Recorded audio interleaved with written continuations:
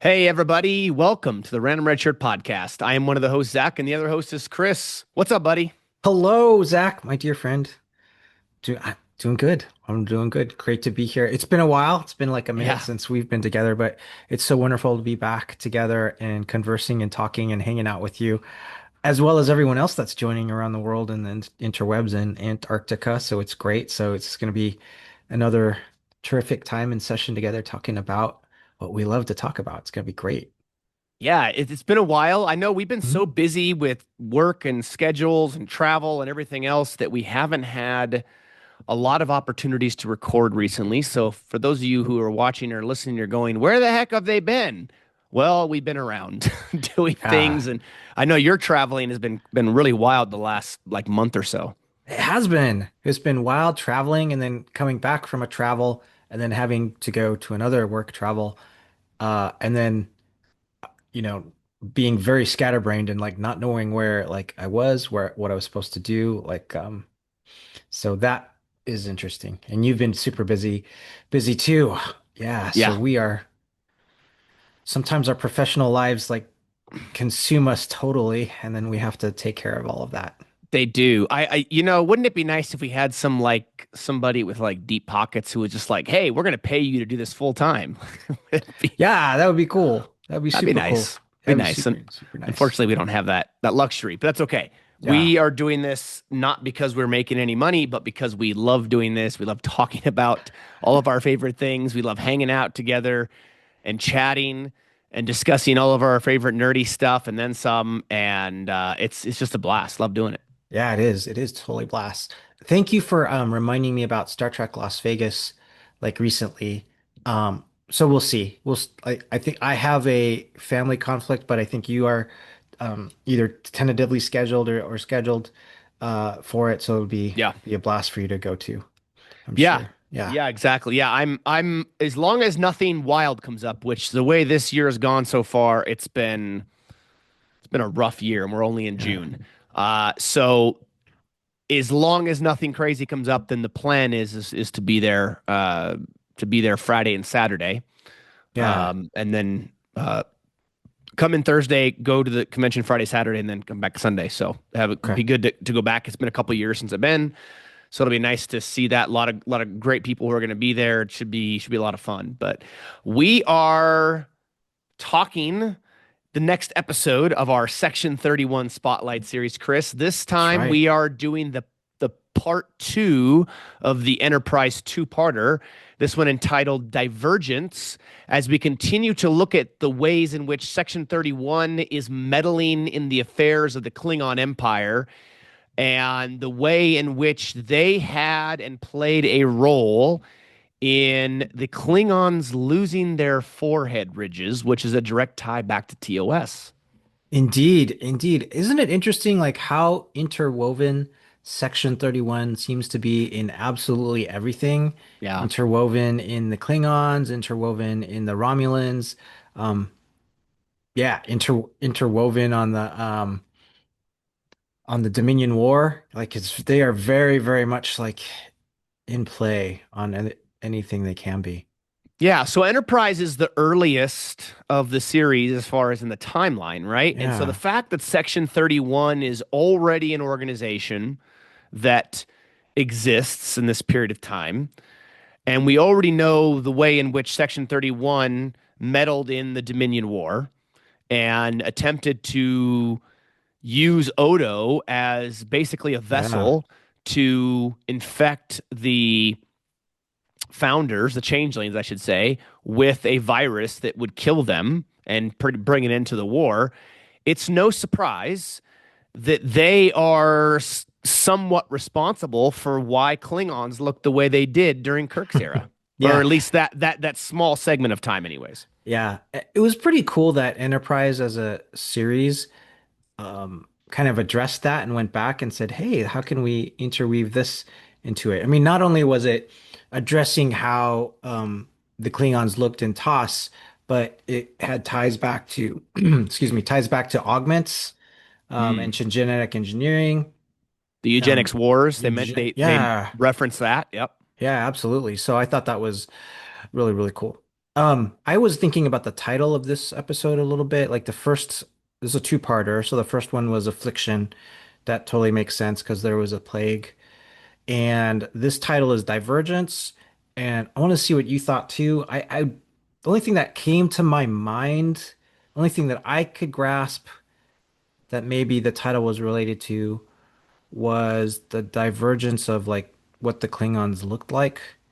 Um, that's what primarily came to my mind, as I think about it, like a little bit, maybe there's some meaning on there on divergence of loyalties with Reed's character. But That's what I thought. Yeah, oh, that's that's what what you I thought? Yeah. yeah, Yeah. that's what I was gonna get after was the idea of a divergence for Reed between the loyalties to his captain and the loyalties to Section 31. Okay. Cool. Yep. Yeah, cool. Yeah, so there's some double-edgedness. That's not a word. Double-edgedness It's a word to now.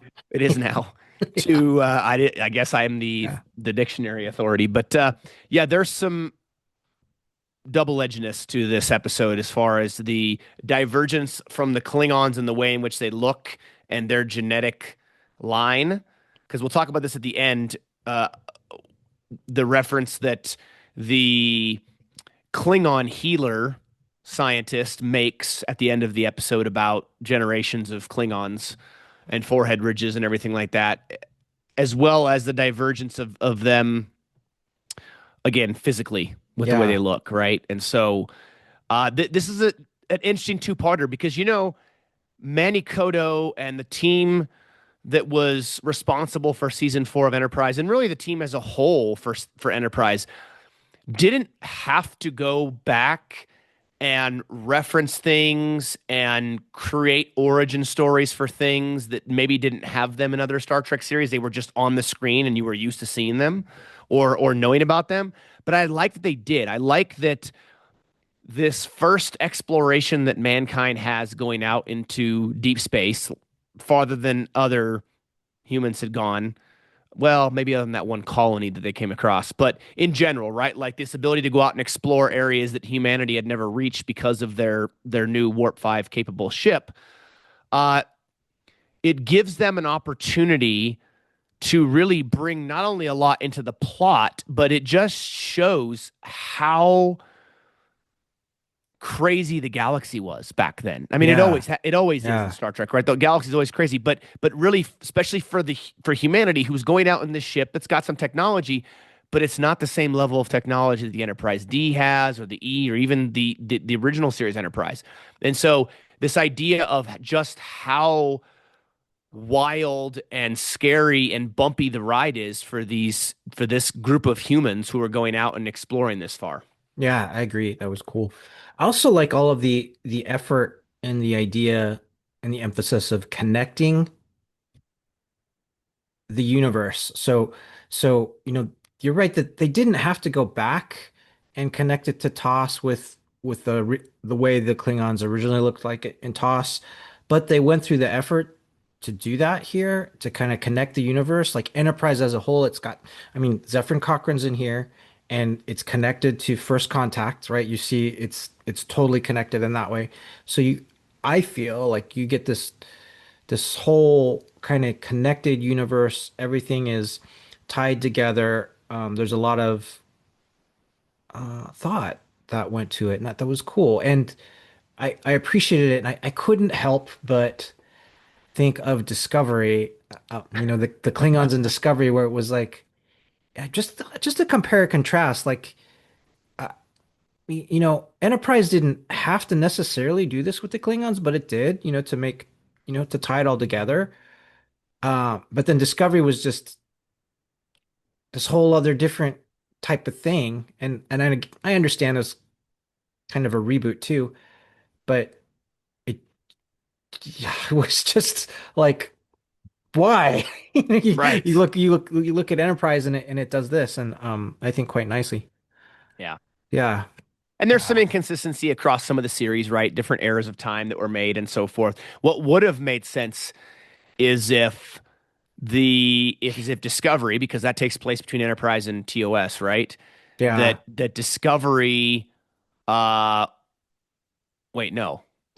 Or I'm no, saying Discovery's after TOS is no, before. It's before, right? before TOS. Discovery is before TOS. Yeah. Yeah. Yeah. So to me, it would have made more sense if Discovery had Klingons that looked more like humans in TOS, and that maybe they also had a group of Klingons that weren't affected, right? They had the Flood Ridges Yeah. and this kind of like divergence, no pun intended here. Well, maybe it was pun intended. Yeah. There are different sects of Klingons who had ridges and didn't have ridges, and the working through that. I don't know, something like that maybe would have made more sense to me. But yeah, there's some inconsistencies across the series, and we see that especially between Enterprise, TOS, and Discovery. Yeah. Yeah. So, okay, well, let's Excellent. jump into this because this is part two. If you have not seen part one of the two-part Enterprise episode, be sure to go back and watch that Affliction. We did a review and discussion on that as part of this Section 31 Spotlight series we're doing. You can find that on our channel below, or you can on whatever podcast platform you can find us on. But yeah, this is picking up after the Klingons have boarded Enterprise. Right, they're able to download some type of Klingon subroutine into the computers, which is messing everything up. And now the ship has to stay at warp 5, otherwise it blows up. Which, okay, I don't know if they did this, but did they steal that idea from the movie Speed with Speed. Keanu Reeves and Sandra Bullock? I mean, I know because Sandra Bullock's Yeah. my girl, but that's kind of reminded me of like an Enterprise version of Speed, did it not? Yeah. That's a great analogy. That was perfect. That wasn't, yeah, it was an Enterprise version of Speed. Yeah. Um, I mean, I think this was a cool idea.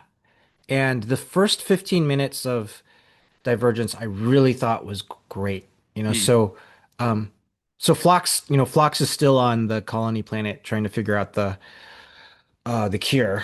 And we've got both the Columbia and the Enterprise in play.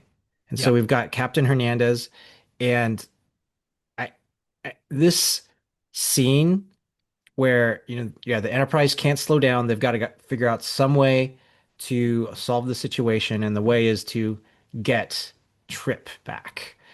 Trip back to the Enterprise so that he can do a cold reboot of, I think maybe the entire the both the computer and the warp core or something like Yeah, that. Yeah. yeah, and because they're down to like I think it's 47 minutes to this potential Hmm.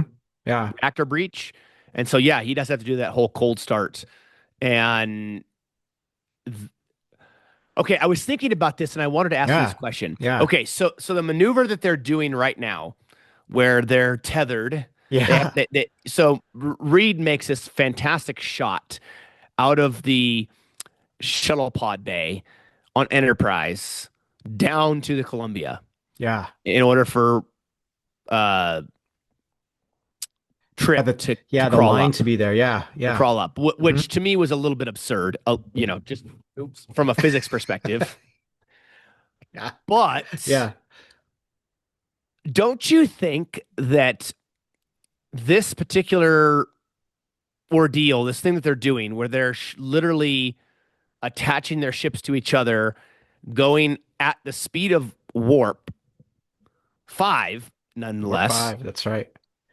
and Trip is pulling himself up this wire to get to the other ship. Don't you feel like this particular scene, that what they're doing, it has to be even more difficult than what the original Gemini astronauts went through up in space when they were attempting to learn how to fly and do Oh. docking maneuvers in orbit, and how difficult that was based on the records and the accounts of the astronauts and what it did.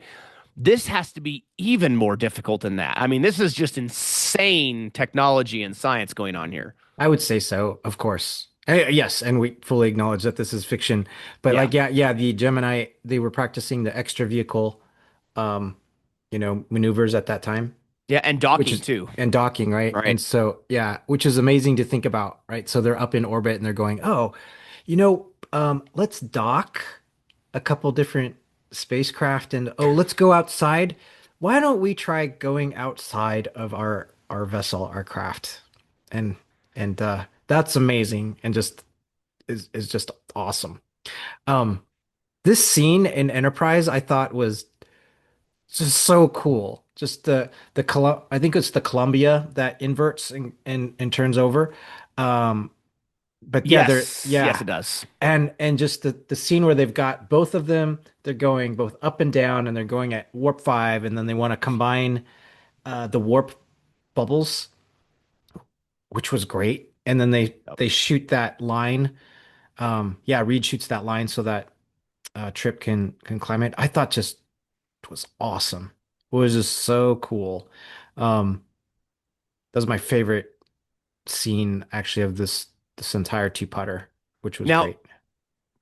based on warp field technology, we do know in Star Trek that a ship inside a warp field is not actually going the speed of light or faster than the speed of light, right? It is going normal speed. It's the bubble around the ship is what actually distorts space in front of it and behind it. Mm-hmm. So it is a little absurd that Trip is climbing this wire while they're both at warp and everything. I'm trying to think if there's another Star Trek episode where there's somebody on a ship or in space in an EV suit while ships are going at warp speed. Not I counting don't, like anything that Q did, because that doesn't count. Q is yeah, just Q. I don't remember anything like that that was going. No. This did remind me of a scene from 2010. First, I think that was not 2001, but 2010, the one with Roy Schreider. Never seen it. And never seen it, but they go outside of the ship because they need to rendezvous with the I forget the name of the ship, but the ship that Hal is in.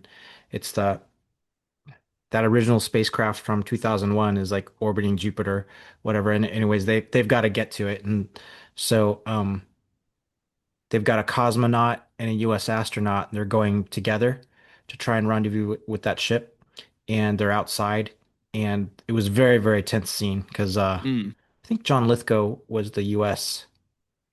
astronaut, and he was like super super nervous, and the cosmonaut was trying to calm him down. Reminded me of that like a little bit. That was cool. Um, Also, I almost felt, and maybe so, Trip was like maybe too casual about this. So It like, sure seems like it, doesn't yeah, it? yeah. He was like, "Oh, never thought I'd see the stars like this." And he like pauses and he's on the like the tether. Yeah. And we're like, you should hurry it up, Trip. Yeah. Get up there. Although think about it though, if you're in his position and you get that opportunity, wouldn't you want to take just a quick peek? Because I don't think any other human had ever seen the stars like that before. I mean, Yeah, that's a crazy thing that he did. it is crazy. This is the type of thing that should go like in the textbooks of the academy. Like, oh, by the way, Yeah. on the NX-01 Enterprise, the chief engineer, like he did you know, a a vessel to vessel transfer in his EV suit at warp with a little string carrying Yeah. himself up. Now, there is debate about this, but only if you haven't seen the books or read the books. We know in Enterprise that Trip dies, Hmm. right? But in the books, he does not actually die. They end up coming up with the reason why he doesn't, and there's this whole thing, and I won't spoil that. But if we go based off the books that Trip didn't die, which I tend to agree with because I don't like the fact that they killed him off, because of that, I think that Trip would have made an unbelievable instructor at Starfleet Academy. Oh, absolutely. I mean, here he is, the guy who's the chief engineer of the first Warp 5 ship to go out into deep space. And think about all the things that they ran into, all the things he had to come up with and do and fix. I mean, nobody could prepare other students, other cadets like that than someone who's been through that. Yeah, yeah, absolutely. He'd make an excellent instructor. And if anyone ever tried to give Trip a hard time, all he'd have to say would be like, "Hey, have you ever done like a vessel to vessel transfer in an EV suit at Warp 5? Have you? Because I have." You Yeah. know, so yeah. If the answer is no, then let me teach you a few Let me things, right? teach you. Yeah, that's right. Yeah. But I No one can yeah, give Trip a hard time after he no. pulls off something like that. Well, and obviously, I mean, there's only a couple of vessels right now in Starfleet that are capable of this type of speed with now Columbia and Enterprise. So the fact that Captain Hernandez doesn't want to lose Trip after he's made this transfer over to Enterprise or over to Columbia from Enterprise speaks volumes of the type of engineer Yeah. that he is. Yeah. Yeah, absolutely. I really like some of the shots that this is in the first 15 minutes again as they're preparing for that transfer. Like Captain Hernandez, she's in the captain's chair and she's like zooms in like right to her face, like really quick. And there's another zoom in into Malcolm Reed's face. I really like those shots at the beginning. It was just really exciting this Yeah. first like 15 minutes, and it was just it was great. Well, it's very Great. dramatic, right? Yeah. This is the continual buildup from the last episode as they're working to figure out is Enterprise going to be able to make it or not? Are they going to be able to stop this thing from happening? If you're watching Enterprise when it's first airing and you're a Star Trek fan, you're thinking to yourself, well, there's no way they're going to blow up the Enterprise. They're not going to kill off the main ship and the crew, right? They're not going to replace it with the Columbia and Captain Hernandez, right? Right? You have this idea in the back of your mind that I mean, the Enterprise is probably going to make it. They have the right people Yeah. on the job to make sure that that happens Yeah. That's so cool. for sure. Uh, it's interesting too because T'Pol also has to be involved. She's in engineering on Enterprise, helping Trip to make sure all this happens because there's so much that has to happen so quickly to do this whole cold start and everything to get rid of these algorithms once he's aboard the Enterprise. It takes a couple of hands, and boy, they just barely get it. I mean, by the hair on their chinny chin chin. Yeah, they do. I like the interaction like with Trip and T'Pol because there's history from the prior episodes, right? So there's this definite tension and hard feelings right now between them, and Trip's on the Enterprise and he's going, what happened to my ship? What happened to my ship? And she's like, well, talk to the Klingons like about that. And his solution, Trip Tucker's solution is to do the reboot of the Yeah. engines. And he says something like, "Hey, I'm going to do it under it's like a few minutes or so." I don't remember the exact time, but like in a few minutes. And she says, "Oh, that's impossible."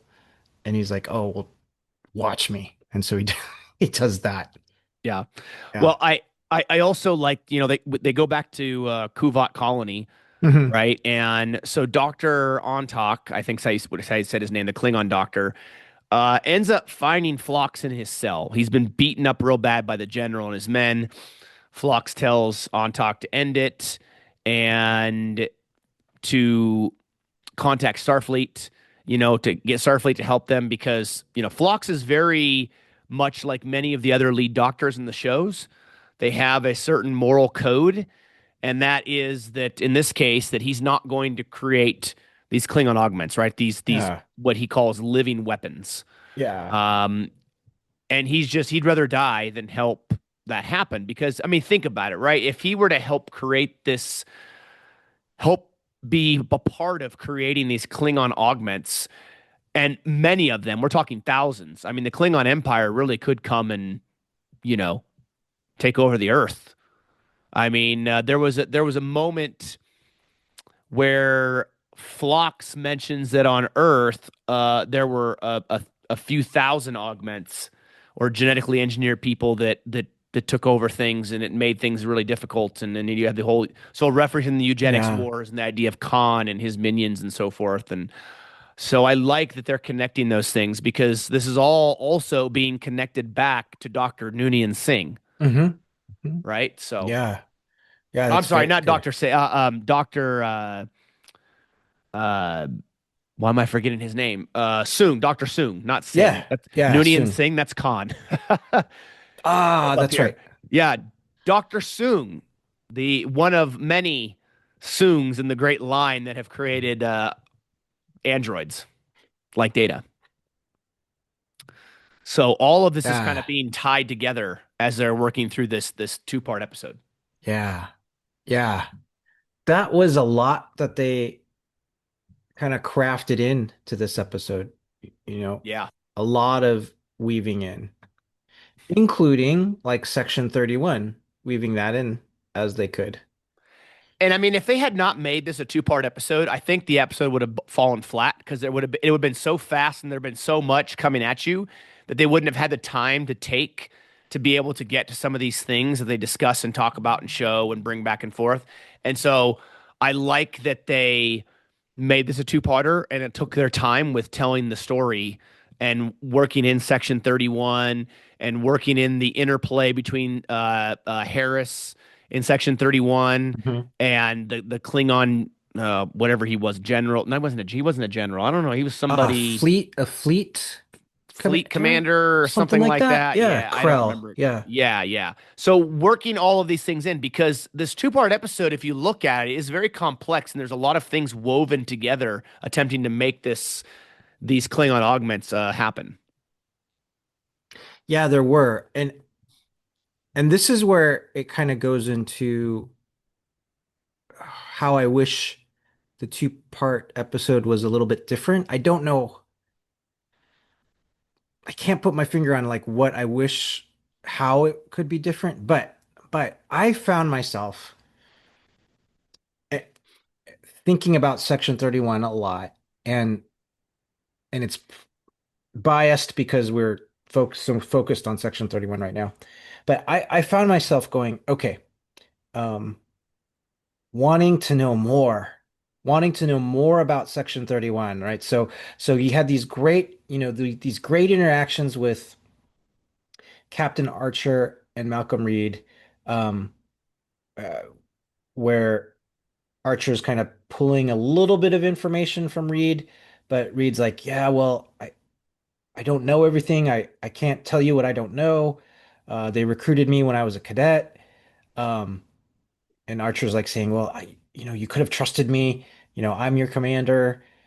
And then even the interaction with Harris, was just a few minutes, and then Archer found out more about Harris from Reed's files because he had T'Pol restore the files, and they knew that Harris was an officer up to a certain date, and then he just kind of went off the grid, and he just shows up.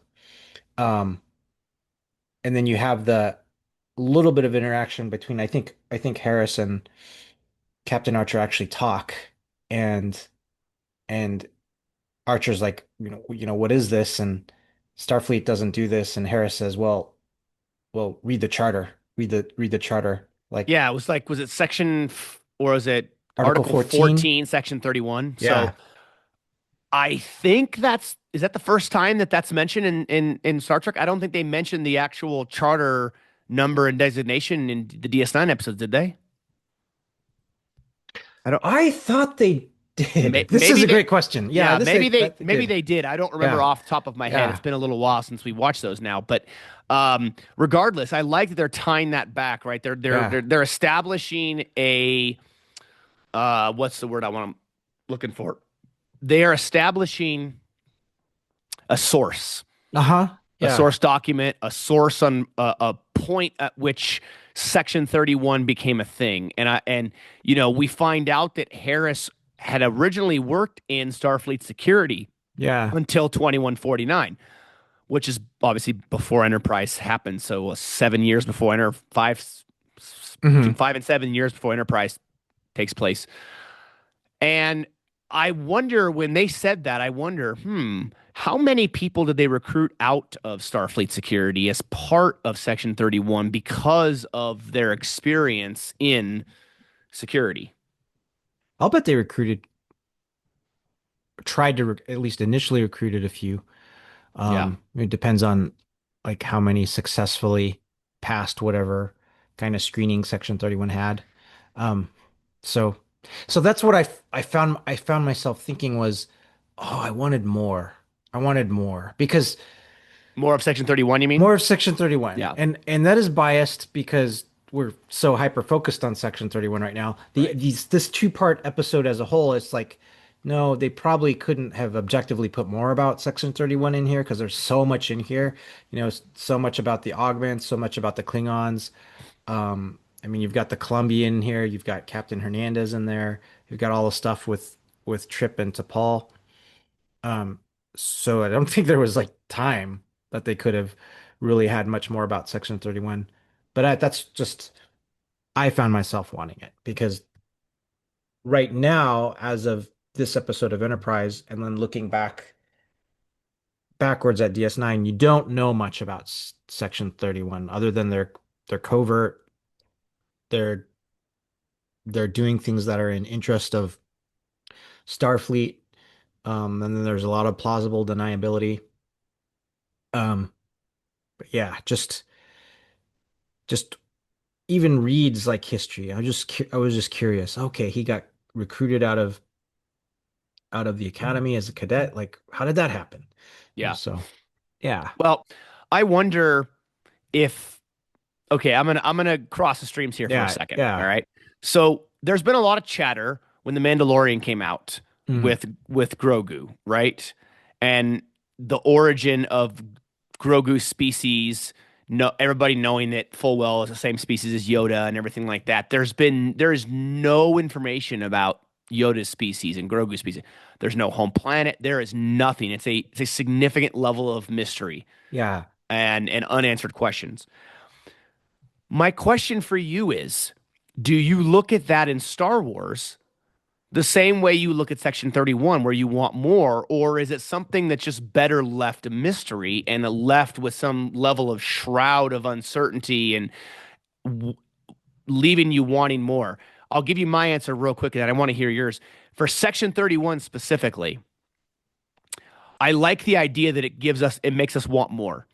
It keeps us wanting because if we just knew everything and they gave us or pretty much everything for that for Section 31, I feel like it wouldn't be as mysterious and maybe there wouldn't be as much of a draw to uh, Section 31. I don't yeah, know. What are your yeah, thoughts? yeah. I want I want a little more. I think they can craft it so they can give you more, but still provide enough of mystery and uncertainty. But you get just maybe a bit, you just get maybe a little bit more insight into how it started, the motivations of the people that, started it. Um, and that could be it. I mean, that could just be like all they do, right? And then they kind of keep everything a little bit in mystery beyond that. And I feel the same on The Mandalorian and Yoda. Not that I don't want to know like everything, but just a little bit of like A little bit more? a little more. Like extend the myth a little bit more, extend the like Yeah. the mystery. It doesn't even have to be, they don't have to say like which planet. It could just be, oh, this quadrant of the galaxy, or like their species have existed for maybe just a little bit of backstory on their species, like where they came from. Gotcha. Or some like mythos. Doesn't even have to be like solid. But that's where I kind of felt. And I was like wanting the little bit of the same from Section 31. Now, granted, I think the first time I would have seen this, these thoughts wouldn't have even crossed my mind. I mean, there's this so packed. Yeah. So it'd be like, oh, okay, yeah, Section 31. Yeah, okay. Yeah, well, and not only that too, right? But Section 31 had not been brought up since the end of late DS9, right? So you have Yeah, all of Voyager, which doesn't talk about Section 31 as far as I can remember, and Enterprise doesn't bring it up until season 4. yeah. That's a lot of Star Trek to go through where Section 31 is not a thing. Now, the question is I'm very much a big less is more person, right? Hmm. So if we had episodes all the time about Section 31, like one or two, a season in every Star Trek series, Section 31 would probably run its course. But I feel like they've just kind of, sprinkled a little bit on there to say, hey, there's this secret organization in the background doing things that aren't, necessarily morally right. Yeah, And but they can justify it and blah blah. And so I like that idea that in the back of my mind, I'm always thinking, okay, something's happening. Could Section 31 be involved in this? And they don't have to tell me because it leaves me wondering. And that mythos that you kind of mentioned, I think was spot on. yeah. That's cool. Yeah. Cool. Yeah. But after they're able to restore Enterprise and get rid of the Klingon subroutines, uh, they are able to get Columbia to go with them to Kuvat and try and rescue Phlox. Unfortunately, there is a fleet of Klingon bird of preys that are on their way to the planet to quote unquote sterilize everything. Sterilize. Yeah. Yeah. Yeah. Yep. And I thought that was pretty this is a pretty cool scene too. My second favorite part of the episode.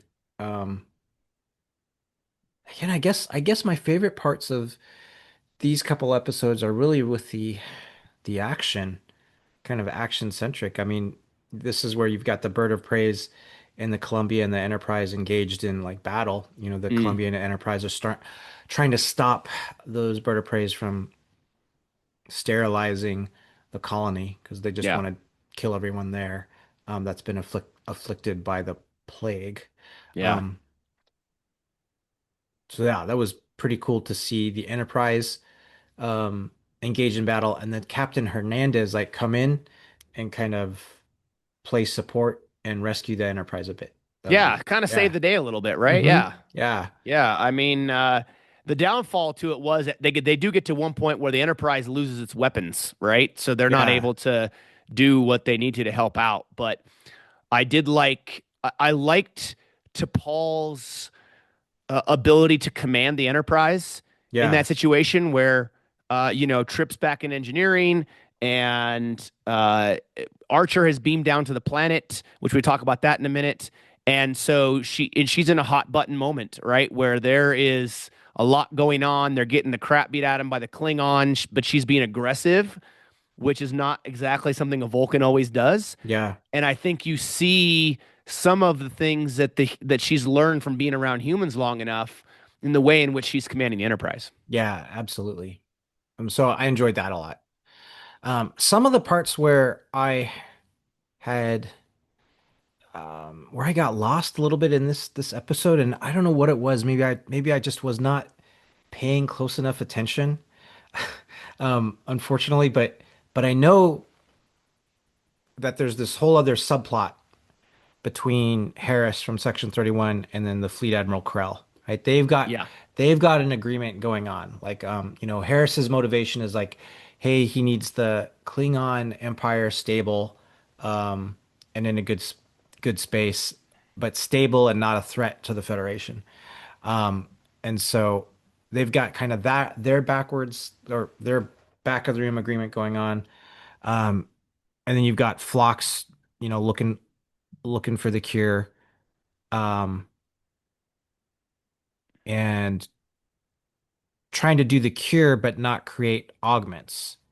And so I felt like this is where I started to get a little bit lost. I felt like it seemed like Harris knew that Phlox would do a cure but not do the augments because Harris was concerned on augments. He didn't want the Klingons to have augments at all for the Klingon Empire. Yeah.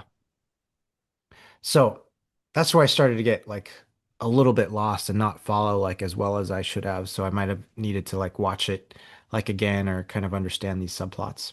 Yeah. Well, I mean, there's a level of mystery also Hmm. involved in that, right? This idea that Section 31 is working with the Klingons to cause some of this to happen, right? The Klingons, I believe, if I remember correctly, the Klingons get a hold of the augment virus because of Section 31, right? I think so. Right? I mean, There's Section yeah. 31's playing a role in this. How else would the Hmm. Klingons gotten a hold of it? I don't remember off the top of my head. But Yeah. that being said, that's why I said this two-part episode is very complex. There's a lot of subplots to this. There's a lot of meddling going on by Section 31. There's an agreement in place between this this fleet commander guy and Harris. Yeah. And the fleet commander at one point says, "Oh, I don't need you anymore. I've gotten my use out of you," or something like that. Yeah. And so Harris is like dumbfounded. He's like, "Oh my gosh, I've been played, right, by this Klingon." And then he hangs up on him. And so there's a very complex relationship going on between these two. That's what's driving the bulk of why all of this is happening. Yeah. there is. This makes me want to kind of go back and Watch watch it part one again. again. Yeah, part Yeah. one and this one again to kind of understand fully what's all going on between Harris and Krell. Yeah. Because they're kind of manipulating the circumstances like in the background. They are. And I find it interesting. Not only does Archer reinstate Reed, because I Yeah. think Archer finally begins to see that Reed is maybe not as bad as he thought, number one. But number two, that Archer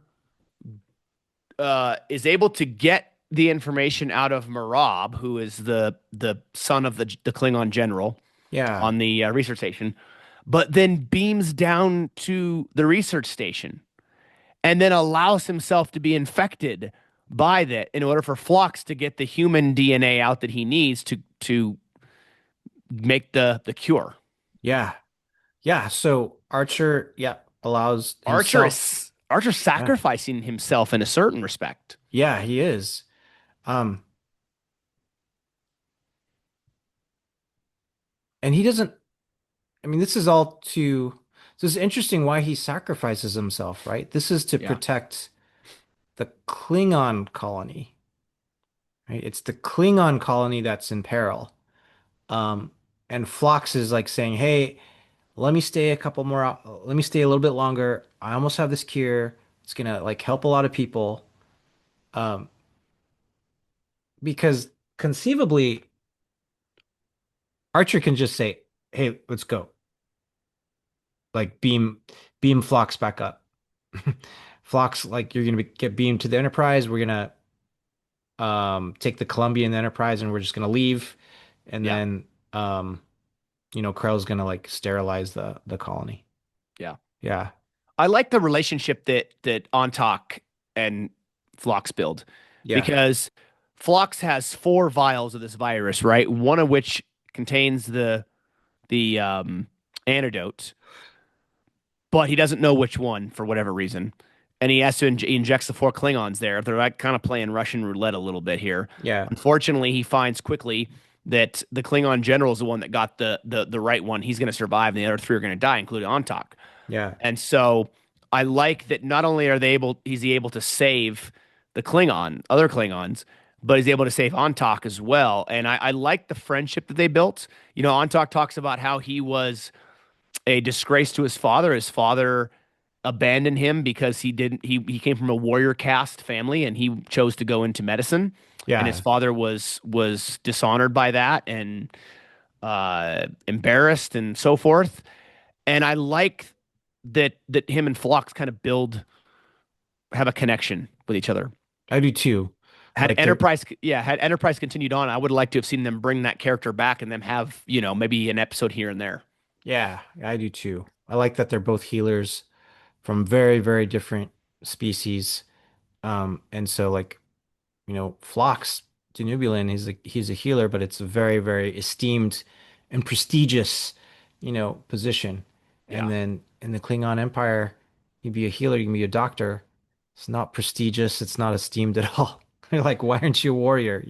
Yeah, exactly. Two different walks of life, two different lifestyles, but they both feel the same way Hmm. about the end goal and what they're trying to accomplish, right? Which I think is important. Yeah. Some other parts where I got a little bit confused is the augments. So the Klingon augments that had been infected and that they were on the colony. These were the augments that had boarded the Enterprise. Um, and so Marab was left behind, and the female Klingon, she's kind of the maybe the leader of them. Yeah. She has some conversations with the general, and this is where the general believes that his son was, you know, killed. But she tells the general like she says your son is was dead, like killed by the humans, and She the was yeah, Enterprise was destroyed. Yeah, he was captured and yeah, by the humans and then the Enterprise was destroyed. Yeah. yeah. So then, yeah, she says that, and I thought, like, why does she think the Enterprise is just destroyed? Maybe she just that's what she thought was going to happen when she installed like those subroutines, like, and she kind Yeah. of sabotaged the Enterprise and thought it was going to be destroyed. Like, or was she trying to mislead him? No, I think that's what she thought was going to happen, Okay. right? I don't Okay. I don't think my guess is she thought that there's no way that they were going to be able to get rid of that and Mm, that they were going to, blow up. yeah. Um, I can't imagine that she would have said that if there had been any doubt in her mind that the Enterprise would have made it and then made it to the colony on top of that. Yeah. Okay. Okay. Then that makes sense. Yeah. But yeah, this episode overall very complex, very interwoven with what Section 31 is doing in ties with the Klingon Empire and the High Command, because Hmm. that's referenced as well. So this goes, what's happening on the colony goes all the way up to the Klingon High Command, Yeah. right? And all of that. And so the reaches to which Section 31 has for this particular event shows you how far in the past Section 31 was relevant, how Yeah. far into the future Section 31 is relevant, and the way in which they were able to meddle in the affairs of other worlds, Yeah. not just their own. That's right. Now you just have to have Section 31 like help out with the Borg situation. Yeah, I always wondered, like, why were the Borg such a threat if Section 31 was around? Why didn't, like, okay, so if Section 31 has ties all the way up into the highest ranks of Starfleet, Yeah. they would have known, not that I'm saying Admiral Nechayev is Section 31, but if Admiral Nechayev knew that Picard didn't use Hugh to set the virus off and kill the Borg, other members of Starfleet Command would have known that, obviously. Yeah, Other absolutely. admirals would have known that. It would have gotten around because it would have affected, I think, Picard's reputation amongst the other admirals or amongst the admirals, right? And if that's the case, we know the other admirals are have ties Section 31. Why wouldn't Section 31 go, okay, we're going to get a hold of whatever that virus was that they created on the Enterprise? We're going to get a hold of that and we're going to go inject it ourselves Hmm. into the Borg. Hmm. Or we're going to find a ship with a captain who has loyalties to us, or somebody on a ship who has loyalties to us. And when they run into the Borg, they're going to do this, and we're going to take him out because Picard wouldn't. Yeah. Wouldn't you think that Section 31? I mean, if you're talking about existential threats to Starfleet and the Federation, the Borg are right up there at the very top. Yeah, they totally would have done that. Totally would have. I Yeah. always wondered Yeah. about that. Yeah. Yeah. Yeah. But, you know, the idea of Section 31 came after TNG It did as come a after TNG. series, That's true. so Yeah, yeah. that Yeah. that is true. But yeah. But there was Section 31 going on in episodes that were post First Contact, I believe, because they were wearing the First Contact style uniforms. So Yeah. I don't know. I mean, it's a TV show, right? So whatever. But you would think so. I did like too at the end of this episode, Chris, when Archer's recovering and he still has the forehead ridges Mm. on, and he says, "Oh yeah, I'm doing okay, although I have a strange craving for some gach," Yeah. which I thought Yeah. was great. That was great. And Trip kind of liked the ridges. He's like, "Yeah, you look intimidating." Yeah, that was good. I really did. And then at the very end of the episode, the very, very last scene, I believe, was where Harris reaches back out to Reed and contacts Yeah. him again. And Reed basically tells Harris to go pound sand. Yeah, so don't You know what I mean? don't call him again. Yeah. Yeah, River just knocked over my light. Oh, So awkward. well, that Yeah. happens. Yeah. Yeah. Um, Archer, I feel like Archer's such like a good captain. You know, Yeah. he is he's stunned that Malcolm Reed like does this to him, puts Malcolm Reed like in the brig. Um, and he's so disappointed in Malcolm. Just so disappointed, right? And He's very angry too. Yeah. angry. Yeah, yeah. I mean, he's trying to give he's trying to give like Malcolm a chance, and Malcolm's like, oh, I've got these other loyalties, and he's being very cryptic about it, and it's just driving Captain Archer like crazy. He does the only thing he can do, right? To put Malcolm in the brig. Yep. And then, you know, when they're in the warp 5 speed situation and they need Malcolm's help to get Trip aboard, yeah, he has like Malcolm help, but then he goes back in the brig. So yeah. Yeah, that's true. That is true. Um, so this two-part episode I thought was great. I loved that we get Section 31 in Enterprise because it, like we talked about before, it shows just how long and how far-reaching Section 31 has had and been Hmm. amongst the timeline in Star Trek. And it makes you wonder because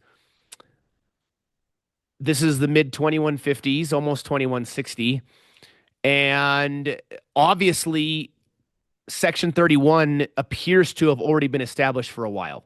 So the question is how far back does Section 31 go? And that goes into some of that mythos and uncertainty about that as a whole. And I like that. I Yeah. like the mystery and the shroud that surrounds Section 31. I like that we get just enough to keep us wanting more, just enough to whet our appetite before, you know, we don't get it again. And the Yeah. next time we get, in fact, I have to look, but the Section 31 episodes, there's also some in Discovery too, I believe. Yeah. And then I mean yes, there are ones in Discovery, and then that leads up to the Section 31 movie, right? Yeah. So Yeah. my question for you, Chris, is have these Enterprise episodes with Section 31, have they I mean there is two more episodes that are listed from the list I found that Section 31 is a part of, and that is the episode Demons and Terra Prime. Okay. Terra Prime in particular is one. So we'll go through those. But have these first two episodes of Section 31 and Enterprise, have they changed your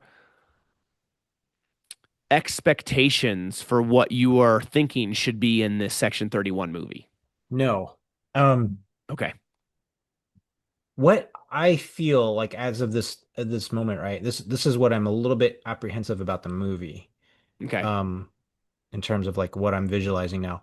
But what I feel like DS9 and Enterprise have established for Section 31 is that Section 31 as an organization and its operatives are very disciplined, like highly trained, have resources, and in general come out of like Starfleet. So these guys are like they're very intelligent, very disciplined, um, and loyal. They're loyal to Starfleet, right?